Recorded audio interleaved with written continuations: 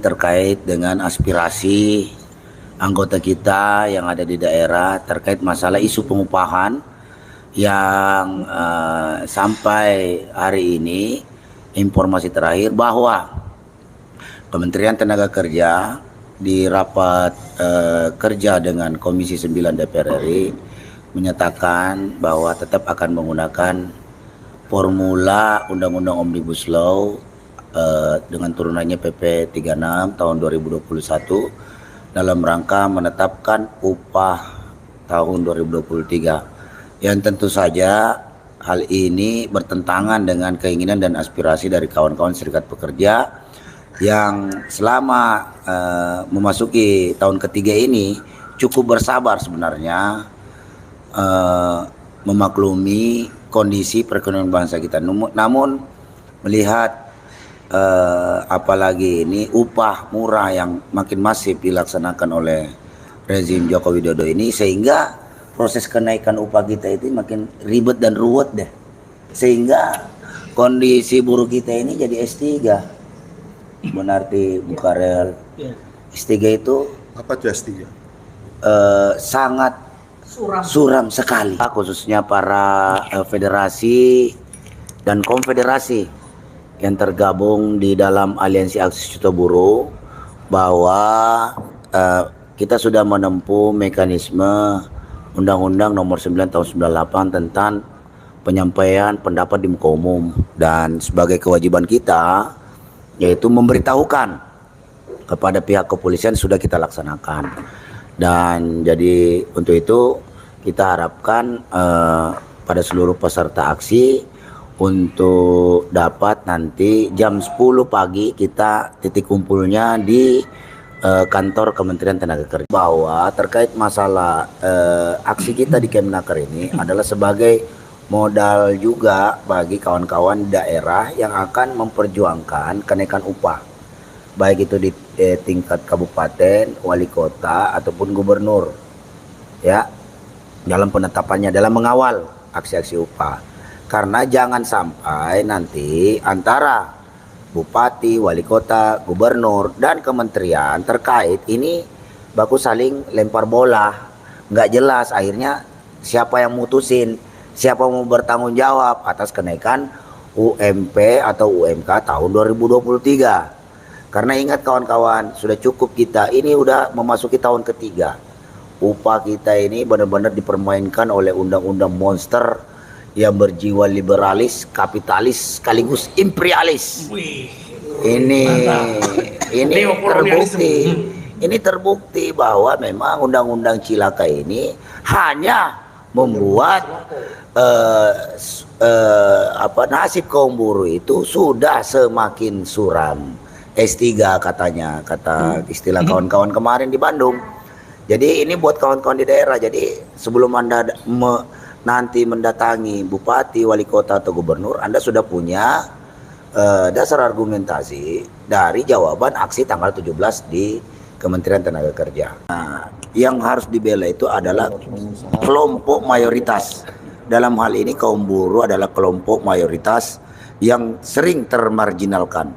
Dan kemudian yang kedua adalah kita sebenarnya memasuki 77 tahun Indonesia merdeka, sebenarnya sudah tidak pantas lagi mendiskusikan tentang upah minimum, tapi memang sudah harus maju ke depan berbicara tentang upah hidup layak, karena itu memang amanah undang-undang bahwa negara menjamin kehidupan dan upah layak bagi rakyatnya.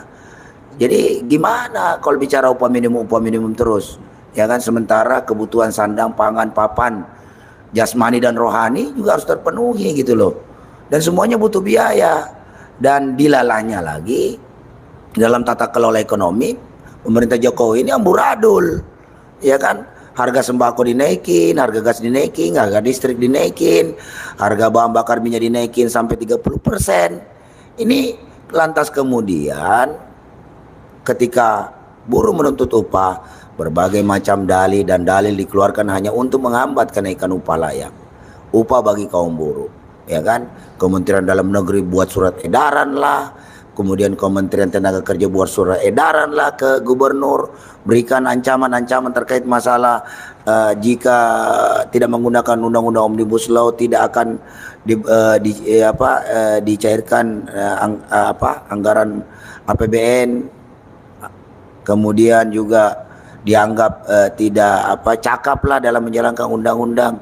Bagaimana mungkin Anda memaksakan kepala daerah yang tentu saja memiliki hati nurani untuk mensejahterakan rakyat yang di daerah yang dia pimpin dengan memaksakan undang-undang Omnibus Law yang dinyatakan inkonstitusional.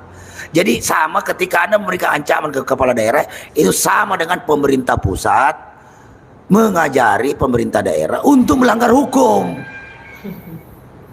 Ya, maka dari itu wajar ketika buruh berbondong-bondong. Nah, kalau memang intervensi upah ini dilakukan oleh pusat, ya atur oleh pusat. Maka ya sudah, nggak usah ada SK gubernur, nggak usah ada rekomendasi wakil wali kota. Ya sekalian aja Pak Jokowi yang keluarkan berapa ini upahnya. Jadi jelas ini pertarungannya antara buruh dengan Pak Jokowi gitu loh. Jadi biar buruh yang ada di Pulau Jawa, Sumatera, Kalimantan, Sulawesi yang membutuhkan penetapan upah itu ya datang aja semua ke Jakarta. Kita berbondong-bondong ke istana, kita kepung istana, ya kan, kita geruduk istana. Sama ketika kawan-kawan di Banten, di Jabar, DKI geruduk itu balai kota atau kantor gubernuran, ya kita begituin aja juga sekalian. Istana kita gituin, biar sekalian aja di situ. Gubernurnya dipanggil, kepala bupatinya dipanggil, wali kotanya dipanggil, menakernya dipanggil, menkonya dipanggil, semuanya ngumpul di istana aja. Ya kan, biar sekalian sekaligus keluar SK-nya. Kita bermalam di sana tungguin sampai SK keluar, itu baru jadi jelas. Bener nggak rejim Jokowi ini berpihak kepada rakyat? Bener nggak dia pro rakyat? Ya kan? Jangan bilang undang-undang Omnibus Law ini mampu menciptakan 10 juta lapangan kerja. Faktanya adalah menciptakan 10 juta lapangan pengangguran. Itu faktanya. Ya kan, kalau udah nganggur, tidak punya kerja, tidak punya uang, akhirnya orang jatuh miskin. Kalau sudah jatuh miskin, apapun bisa dilakukan. Kriminalitas meningkat. Ya kan, di mana-mana rakyat stres, di mana-mana rakyat berantem, di mana-mana rakyat bunuh diri. Bahkan bukti bahwa Jokowi itu jelas-jelas gagal mensejahterakan rakyat itu tuh. Kemarin satu keluarga di Citra Garden, Kalideres, itu kawasan elit. Satu rumah meninggal tidak makan. Ini kan luar biasa. Mati kelaparan di tengah negeri kita seperti ini. Bayangkan, itu bukti yang nyata bahwa Presiden Jokowi sudah gagal mensejahterakan rakyat. Kalau sudah gagal mensejahterakan rakyat, coba dengan kenaikan upah yang disejahterakan buruh, upah buruh, berikan buruh upah yang layak. Nggak usah lagi berretorika lah, pakai undang-undang Omnibus Law yang dinyatakan inkonstitusional masih aja dipaksa-paksain. Sama aja Anda mengajari pemerintah daerah untuk melanggar hukum. Dan lucunya lagi, Anda tidak mau bertanggung jawab secara hukum. Ya kan? Masa yang instruksikan kebijakan pemerintah pusat, kemudian yang bertanggung jawab adalah pemerintah daerah yang digugat di PT UN kan oleh Serikat Pekerja kemarin kan. Ini ngehe banget. Bener-bener cuci tangan bener ini pemerintah pusat. Anda tidak becus, Anda tidak mampu urusin upah buruh, Anda korbankan pemerintah daerah yang punya niat untuk mensejahterakan rakyat. Buktinya apa? Banyak rekomendasi upah yang dikeluarkan oleh bupati, wali kota itu nilainya di atas 10%, 15%, 10%, 12% bervariasi. Yang jelas tidak seperti pemerintah kemarin menaikkan upahnya berapa persen?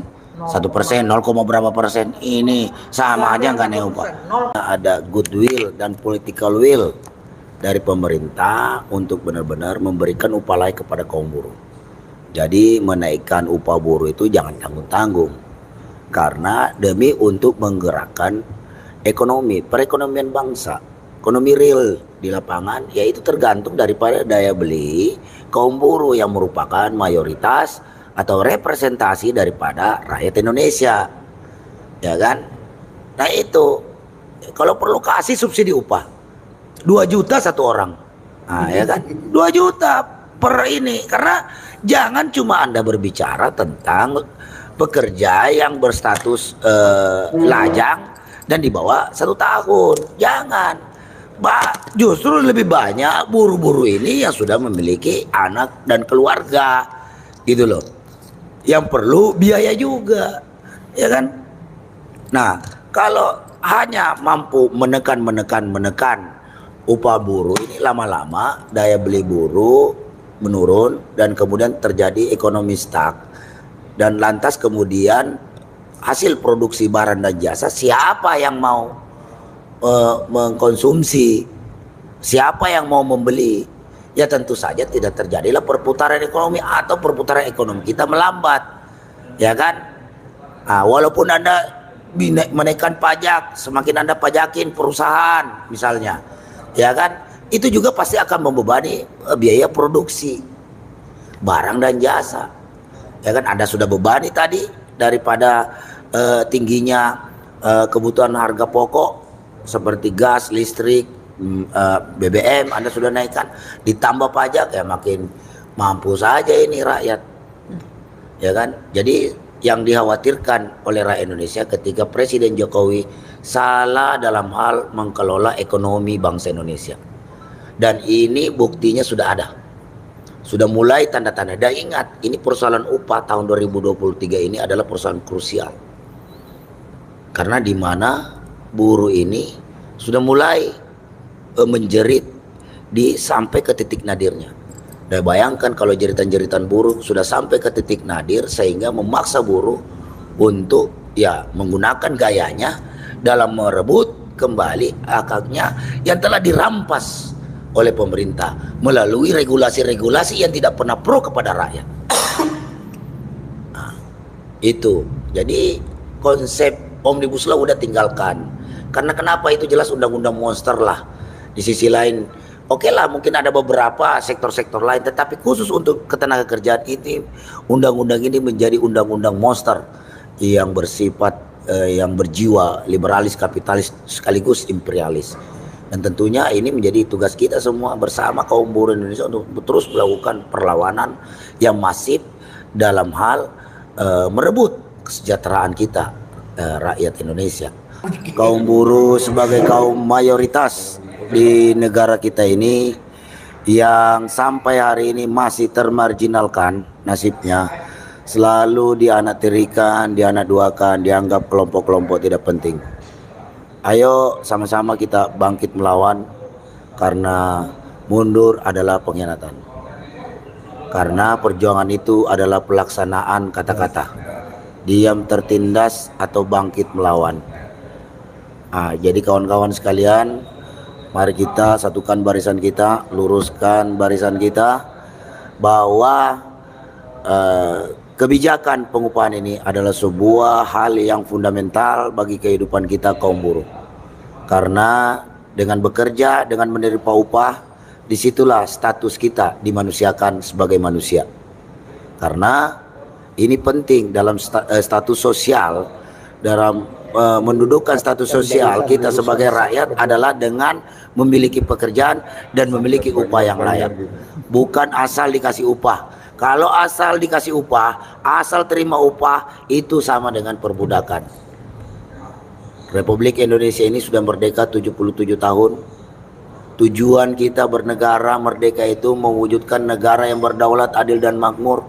Bagaimana mewujudkan nilai-nilai kedaulatan rakyat, nilai-nilai adil, nilai-nilai kemakmuran. Kalau upah saja itu tidak selesai-selesai diproses oleh pemerintah. Dan kepada instansi-instansi kementerian, sudah stop Anda melakukan intimidasi kepada pimpinan-pimpinan di daerah, kepada wali kota, bupati atau gubernur. Karena ingat, kita juga sebagai kaum buruh juga harus cerdas juga. Jangan kita mau diributkan di daerah dengan pimpinan kita yang ada di daerah. Sesungguhnya gara-gara undang Omnibus Law ini, gara-gara undang-undang sialan ini, itu kan kepala daerah kita tidak bisa mengambil keputusan yang lebih daripada ketentuan undang-undang Omnibus Law sialan ini. Jadi mereka semua diintervensi, diintimidasi melalui surat edaran, surat instruksi, telepon dan sebagainya, berbagai macam cara, statement-statement para pejabat-pejabat menteri kita di media sosial, di media online, untuk melakukan penekanan, penetrasi kepada pimpinan-pimpinan daerah untuk tidak mau mendengarkan apa yang menjadi tuntutan kita. Maka dari itu ketika bupati, wali kota, dan gubernur kita sudah angkat tangan, maka khusus untuk buruh yang ada di daerah Banten, DKI Jakarta, Jawa Barat, Jawa Tengah, Jawa Timur, Lampung, Sumatera Selatan, Sumatera Utara, kita sama-sama duduki aja istana. Kita minta Pak Jokowi yang tetapkan kenaikan upah sesuai dengan apa yang kita, karena ini semua adalah kerja-kerja daripada kaki tangan Pak Jokowi. Visi presiden yang ada, Ya kan? Yang ada visi presiden, bukan visi menteri, bukan visi bupati wali kota. Padahal bupati wali kota gubernur itu disumpah, dilantik adalah untuk mensejahterakan rakyat. Bayangkan kalau itu sampai tidak terpenuhi. Maka dari itu dalam kesempatan ini saya ingatkan lagi, saya serukan kepada seluruh kaum buruh, Federasi Serikat Pekerja, Serikat Buruh di mana saja berada, khususnya daerah Jabodetabek, Banten dan Jawa Barat, untuk ayo tanggal 17 November hari Kamis jam 10 ke pagi kita tunggu, kita berkumpul di Kementerian Tenaga Kerja untuk menyuarakan upah layak untuk kaum buruh Indonesia. Hidup buruh! Hidup buruh! Assalamualaikum warahmatullahi wabarakatuh. Merdeka!